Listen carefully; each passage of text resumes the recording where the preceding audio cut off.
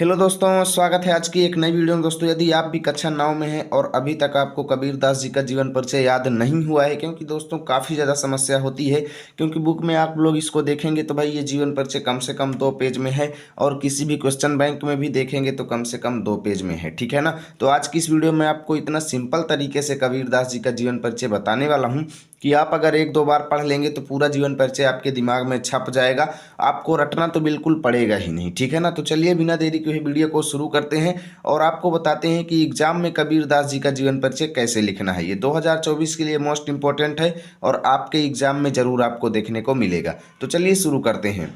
तो देखिए, सबसे पहले आपको लिखना है दोस्तों, कबीरदास का जन्म काशी में। देखिए यहाँ पर ये जो लाल पेन से लिखा हुआ, इसे आप काले से भी लिख सकते हो। ठीक है ना, लाल इस यूज मत करना। कबीरदास का जन्म अगर काला ना हो तो आप सीधा नीला से भी लिख दीजिए, नो प्रॉब्लम। ठीक है। कबीरदास का जन्म काशी में 1398 ईस्वी के आसपास हुआ था। ठीक है। नीमा और नीरू नामक जुलाहा दंपति ने इनका पालन पोषण किया। किसने? नीमा और नीरू नामक। ठीक है ना। ये बचपन से ही धार्मिक प्रवृत्ति के थे। हिंदू भक्ति धारा की ओर इनका झुकाव प्रारंभ से ही था। इनका विवाह किसके साथ हुआ? लोई नामक स्त्री से हुआ, जिससे कमाल और कमाली नामक 2 संतानें उत्पन्न हुई। ठीक है ना। अब देखिए, आप लोग इतने का स्क्रीनशॉट ले लो पहले। ठीक है, इतने का। उसके बाद चलते हैं आगे। अब आगे देखिए, आगे आप लोग लिखेंगे कि कबीर पढ़े लिखे नहीं थे, क्योंकि उन्होंने स्वयं स्पष्ट किया है, मसी कागज छुएओ नहीं, कलम गयो नहीं हाथ। ठीक है ना। ये चीज़ मैं आपको एक्स्ट्रा बता रहा हूँ, आप बढ़ा चढ़ा करके लिखना चाहो तो लिख सकते हो। कबीर पढ़े लिखे नहीं थे। सत्संग एवं भ्रमण द्वारा, यहाँ पे देखिएगा ये गलत हो गया है। ठीक है ना, इसको मत लिखना। सत्संग एवं भ्रमण द्वारा प्राप्त ज्ञान की वजह से वह हिंदी साहित्य की ज्ञान मार्गी शाखा के प्रमुख कवि बन गए। ओके। कबीर ने रामानंद स्वामी से दीक्षा ली थी। काशी में मरने पर मोक्ष प्राप्त होता है, इस अंधविश्वास को मिटाने के लिए अंततः कबीर मगहर चले गए। मगहर भी एक जगह का नाम है। ठीक है ना, इसको लाल ही कर देते हैं। अंततः कबीर कहाँ चले गए? मगहर चले गए। ओके।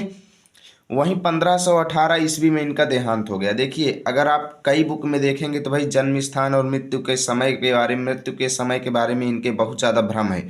कई जगहों पर 1495 ईस्वी लिखा हुआ है, तो कई जगहों पर 1518 ईस्वी लिखा हुआ है। ठीक है ना। तो हमें दुनिया से मतलब नहीं है, आपकी बुक में जो दिया गया है वो आपको लिखना है। ठीक है ना। तो आपकी बुक में 1518 दिया गया है, 1518 ईस्वी आपको एग्जाम में लिखना है। ओके। रचनाएं में देखिए, इनके शिष्य ने इनकी रचनाओं का संकलन बीजक नामक ग्रंथ में किया है, जिसके 3 खंड हैं, साखी, सबद और रामायणी। ठीक है ना। आप लोग इतने का पहले स्क्रीनशॉट ले। ठीक है ना। उसके बाद अब आप लोग कहाँ से कहाँ तक का लेंगे? यहाँ से यहाँ तक का। ठीक है, इतना स्क्रीनशॉट ले लो। बचा हुआ हो तो और ले लीजिए इतना। ठीक है।